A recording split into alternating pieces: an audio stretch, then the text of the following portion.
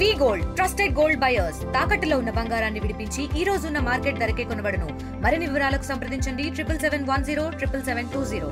ఉప్పాడ సముద్ర తీరం అయితే ఎగసిపడుతున్నటువంటి అలల తాకిడికైతే మత్స్యకార తీర ప్రాంతాలన్నీ కూడా చిగురుటాకులా వణికిపోతున్నటువంటి పరిస్థితి ఉంది. గత నిన్న నుంచి కూడా చూసుకుంటే మత్స్యకార ప్రాంతంలో అధికారులు అయితే అప్రమత్తం చేశారు. అలాగే అధిక నాయకులు కూడా ఎప్పటికప్పుడు ఈ యొక్క ప్రాంతంలో ఏం జరుగుతుందని కూడా తెలుసుకుంటున్నారు. అలాగే ఎమ్మెల్సీ కర్రీ పద్మావతి గారు మాట్లాడే ప్రయత్నం చేద్దాం. పద్మావతి గారు, మేడం చెప్పండి, ఎటువంటి ఇబ్బందులు ఉన్నాయి ఇక్కడ సముద్ర తీర ప్రాంతంలో మత్స్యకారులు ఎటువంటి ఇబ్బందులు పడుతున్నారు మీ దృష్టికి రావడం? ఫ్రీక్వెంట్లీ ఇక్కడ సముద్రంలో వేవ్స్ అలలు ఎక్కువ రావడం జరుగుతుంది. సో దాని ద్వారా ఏంటంటే పక్కన ఉన్న మత్స్యకార గ్రామాలంతా కూడా లో లెవెల్ అవ్వడం వల్ల ఈ వేవ్స్ హై టైడ్స్ టైంలో ఏంటంటే గ్రామాలన్నీ మునిగిపోతున్నాయి తరచుగా. అంటే ఇట్స్ నాట్ ఫస్ట్ టైం అని కాదు. సో దీనికి ఏంటంటే మనం అనుకుంటాము రోడ్స్ డ్యామేజ్ అవుతున్నాయి వాటని కాదు, వాళ్ళ లైవ్లీహుడ్ కూడా డ్యామేజ్ అవుతుందండి ఇక్కడ. అలాగే ఈ వాటర్ అంతా కూడా ఊర్లో వచ్చేయడం వల్ల ఈ స్కూల్ క్యాంపసెస్ హౌసెస్ మొత్తం ప్రజలు కూడా బయటికి రాలేని పరిస్థితుల్లో ఉన్నారు. సో దీని ద్వారా అంటే ఎప్పుడు కూడా మనం ఏమనుకుంటాం ఓన్లీ సైక్లోన్ టైంలో అనుకుంటాము, కానీ ఫిషర్మ్యాన్ విలేజెస్ ఏంటంటే ఎప్పుడు తరచుగా అంటే హై టైడ్స్ వచ్చినప్పుడు కానీ ఏదన్నా సముద్రంలో అల్లకొల్లం జరిగినప్పుడు ప్రతిసారి కూడా ఫిషర్మ్యాన్ విలేజెస్ అన్నది ఎఫెక్ట్ అవ్వడం జరుగుతుంది.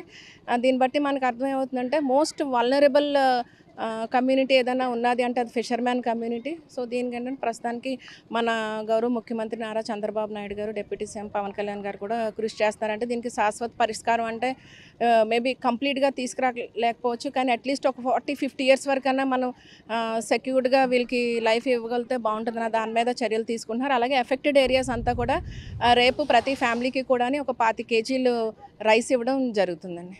అంటే మేడం, అంటే ప్రధానంగా చూసుకుంటే ఈ యొక్క తీర ప్రాంతంలో ఒక పక్కన ఫిషింగ్ హార్బర్ నిర్మాణ పనులు చేపడుతున్నారు. దానివల్ల వేవ్స్ ఇటువైపు వస్తున్నాయని కూడా కొన్ని అనుమానం వ్యక్తం చేస్తున్నారు. అంటే ఎప్పుడూ లేని ప్రాంతంలో కూడా కెరటాలు వస్తున్నాయి. దీన్ని ఏ విధంగా చూడాలంటే? అంటే ఒకటండి, నేచర్ మనకేంటంటే మనకు తెలిసి ఎప్పటి నుంచో కూడా ప్రకృతి అన్నది పొల్యూట్ అవుతుంది.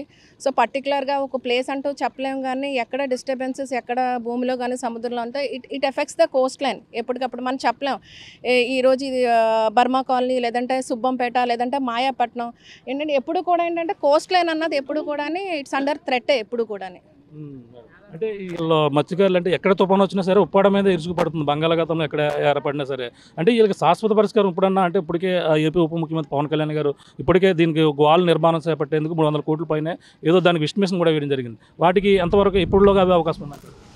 అంటే ప్రస్తుతానికి దీని ఎస్టిమేషన్ అంటే ఎక్కడి నుంచి ఎక్కడి వరకు అన్నది మెజర్మెంట్స్ తీసుకురావడం, దీనికి సంబంధించిన పేపర్ వర్క్ అంతా కూడా మనకి ఆల్రెడీ సెంట్రల్ గవర్నమెంట్ ఇవ్వడం జరిగింది.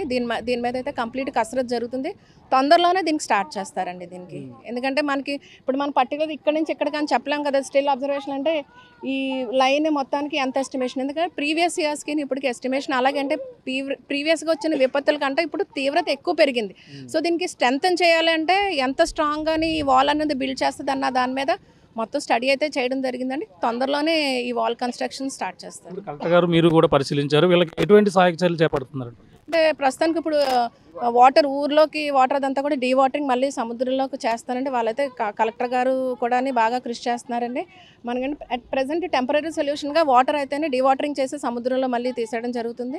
సో ప్రస్తుతానికైతే ఆ కార్యాచరణ మొదలు పెట్టారు. ఇది పరిస్థితి. ప్రస్తుతం అయితే ఎమ్మెల్సీ కర్రీ పద్మశ్రీ గారు కూడా ఈ యొక్క ప్రాంతాలను కూడా పరిశీలించారు. కలెక్టర్తో పాటు కూడా వచ్చి ఈ యొక్క ప్రాంతాల్లో కూడా ఏపీ ఉప ముఖ్యమంత్రి గారు తన సొంత నియోజకవర్గంలో మత్స్యకారులు పడుతున్న ఇబ్బందులు కూడా అడిగి తెలుసుకుని, అలాగే ఇక్కడ మత్స్యకారులకైతే ఇప్పుడు ఏదైతే వాళ్ళకి సహాయక చర్యలు చేపట్టేందుకు అన్ని విధాలుగా కూడా మా కలెక్టర్ ఇచ్చినటువంటి సూచనలతో అధికారులు కూడా దీనికి ఎటువంటి ఎఫెక్ట్ అవుతుంది, ఇప్పుడు ప్రస్తుతం దాన్ని వచ్చినటువంటి నీరుని ఏ విధంగా బయటకు పంపించాలనే దానిపై కూడా పక్కన అధికారులని దానికి సంబంధించినటువంటి సూచనలు మొత్తం అన్ని కూడా ఎస్టిమేషన్ చేసి సాయంత్రం లోపు ఇవ్వాలని కూడా చెప్పుకొచ్చారు. అలాగే ఇక్కడ శాశ్వత పరిష్కారంగా వాల్ ఏదైతే ఉందో నిర్మాణంకి ఇక్కడ ఉన్నటువంటి సముద్రం ఎత్తుకు ఈ విధంగా కోతకు గురవుతుందనే దానిపై కూడా ఓ పక్కన రీసెర్చ్ అయితే జరుగుతుంది. ఓ పక్కన ఉప ముఖ్యమంత్రి పవన్ కళ్యాణ్ కూడా ఇప్పుడు 300 కోట్ల పైనే దీనికి వాల్ నిర్మాణం చేపట్టేందుకు ఓ పక్కన ఎస్టిమేషన్తో పాటు ఓ పక్కన దానికి సంబంధించినటువంటి వరకు ఓ పక్కన అయితే జరుగుతుంది. ఏదేమైనా త్వరలో దీనికైతే శాశ్వత పరిష్కారం లభిస్తుందని కూడా ఈ యొక్క ఎమ్మెల్సీ కరి పద్మశ్రీ గారు కూడా చెప్తున్నట్టు పరిస్థితి ప్రధానంగా ఉందని చెప్పాలి. ఇదికున్న తాజా పరిస్థితి.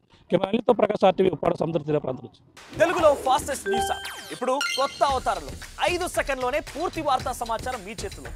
సోషల్ మీడియా ట్రెండ్స్ మీ కళ్ళ ముందుకే live TV and voice search ఆప్షన్స్తో ఇప్పుడే డౌన్లోడ్ చేయండి. యాప్ లింక్ డిస్క్రిప్షన్లో ఉంది.